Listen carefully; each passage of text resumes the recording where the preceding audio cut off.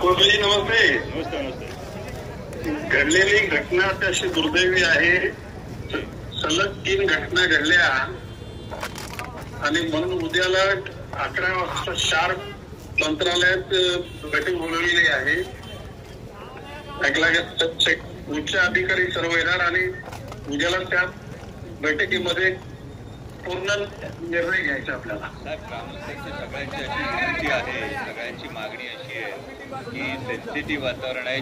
4 घटना वनविभाग क्षेत्रात घडल्यात, तर आपण घटनास्थळी आधी पाहणी करावी आणि त्यानंतर जर आपण मंचरमध्ये किंवा पुण्यात जरी बैठक घेतली तरी ती चालणार आहे. पण आधी आपण घटनास्थळी पाहणी करावी आणि या सगळ्यांचं म्हणणं आहे की हा प्रश्न आपल्याकडूनच सुटू शकणार आहे. त्यामुळे आपण जर या स्थळी आलात तर फार सगळ्या नागरिकांची मागणी आहे.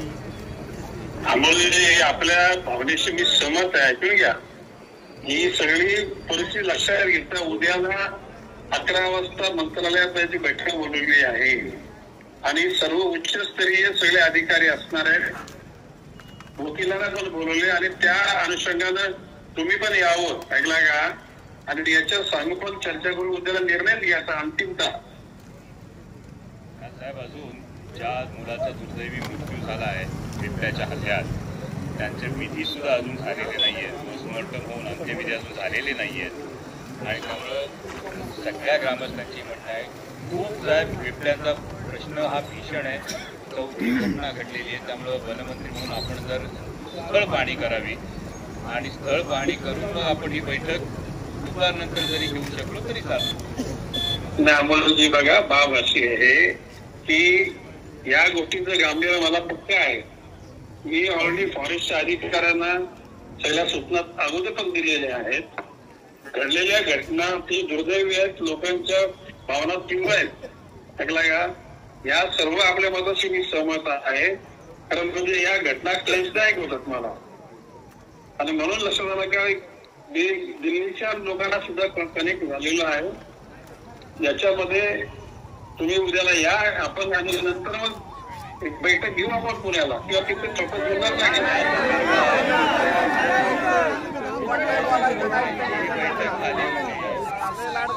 जरा थांबा, बोलणं होत आहे. तुम्ही तुमच्या प्रतिक्रिया जरा बोलणं संपल्यानंतर द्या. जरा नाईक साहेब बोलतायत, जरा ऐका.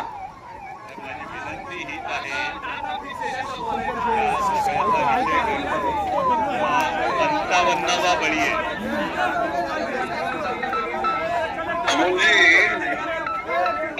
आपल्या भावनांशी आणि लोकांच्या भावनांशी संपूर्ण सहमत आहे. कारण हे दुःख हे सगळ्यांचं दुःख आहे.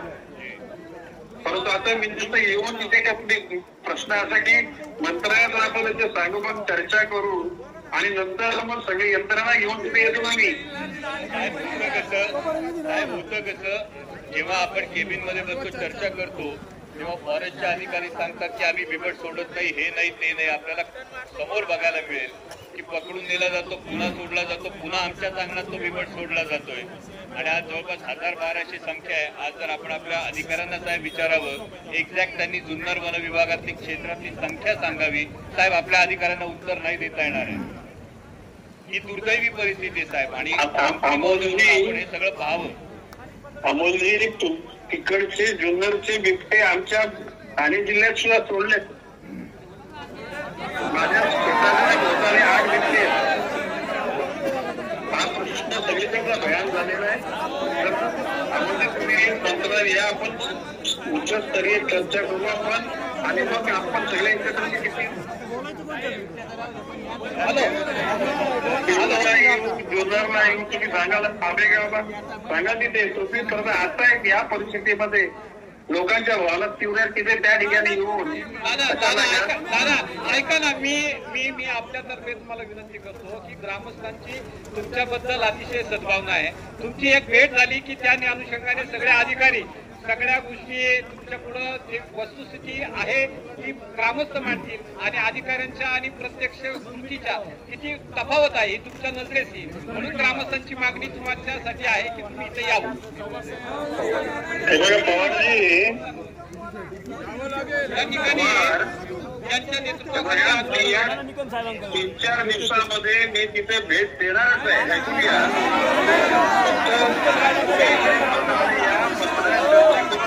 दोन मिनिटं ग्रामस्थ मंडळी जरा थोडं थांबा. 2 मिनिटं. या ठिकाणी साहेब तुमच्याशी देवदत्त निकम साहेब बोलतायत. जरा 2 मिनिटं त्यांचं म्हणणं देखील काय ते ऐका. देवदत्तजी, उद्याला ऐकून घ्या. मी 2-4 दिवसामध्ये तिकडे येतोच. शिरूरला जाऊ, जुन्नरला जाऊ, आंबेगावला जाऊ. ऐकून घ्या, लोकांच्या भावनांशी मी सहमत आहे. हे गेलेला जीव का परत येत नाही.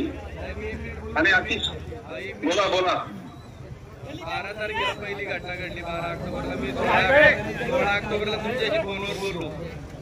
बरोबर आहे. तुम्ही सांगितलं होतं की मी एक 8 दिवसामध्ये तिकडं येतो. त्याच्यानंतर 22 तारखेला दुसरी घटना घडली. त्यावेळी मी आपल्याला कळवलं. त्याच्यानंतर आता काल 2 तारखेला देखील घडली. लोकांची आमची सगळ्यांची अपेक्षा राज्याची. देवदत्तजी, तुमचं माझं एकदाच बोलणं झालंय. बरोबर ना. त्याच्यानंतर एकदाच बोलणं झालंय. ऐकून घ्या. आणि त्यानंतर अधिकाऱ्यांनी सांगितलं की बुट्ट्याला पकडला. ऐकून घ्या. अधिकारी वर्गाने येण्याची आवश्यकता जी आहे तुम्हाला फीडबॅक जे दिलं जाते ते चुकीच्या पद्धतीने दिलं जाते. अधिकारी तुमची दिशाभूल करतायत. वस्तुस्थिती मात्र वेगळी आहे. ते अक्षरशः ग्रामस्थांनी टिपले त्यांच्या अंगात फॉरेस्ट डिपार्टमेंटने सोडल्याचे व्हिडिओ या ठिकाणी आता हे केलेले आहेत. म्हणजे तुमच्याकडे माहिती चुकीची जाते आणि ही वस्तुस्थिती तुम्ही आल्याशिवाय तुम्हाला कळणार नाही. तुमच्या शब्दावर करू, परंतु तुम्ही येत असाल तर प्रश्न असा आहे की त्या मुलाचा जो विधी आहे ग्रामस्थ आणि त्याचे कुटुंबीय तो विधी करण्यास आता नकार देतात की कारण आम्हाला न्याय पाहिजे. आणि म्हणून त्याच्या दुःखावरती तुम्ही सोबत घालू शकताय. त्याच्यामुळे आमची अपेक्षा आहे की किमान तुम्ही आता मुंबईतून निघाला तर 3 तासामध्ये तुम्ही इथे येऊ शकताय. तुम्ही येतोपर्यंत हे आंदोलन काही बंद होणार नाही. तुम्ही आल्यानंतर मात्र तिथे ग्रामस्थ तुमच्या शब्दाला या ठिकाणी किंमत देतील. तुम्ही इथे यावी अशी मी विनंती. हॅलो, तुमच्या विनंतीला मी कधी नकार देत नाही. ऐकून घ्या. जेव्हा केव्हा अशा प्रकारचं वातावरण शुद्ध असतं ना, त्यावेळेला अशा प्रकारच्या घरी जाऊ नये.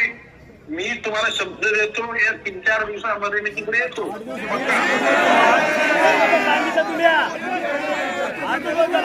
सांगितलं होतं ना.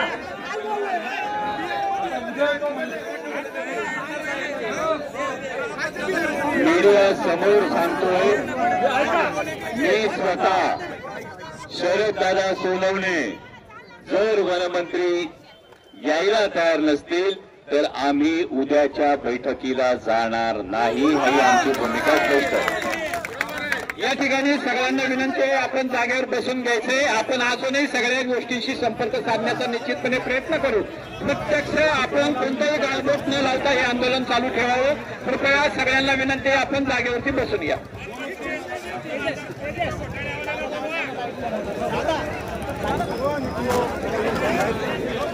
दादा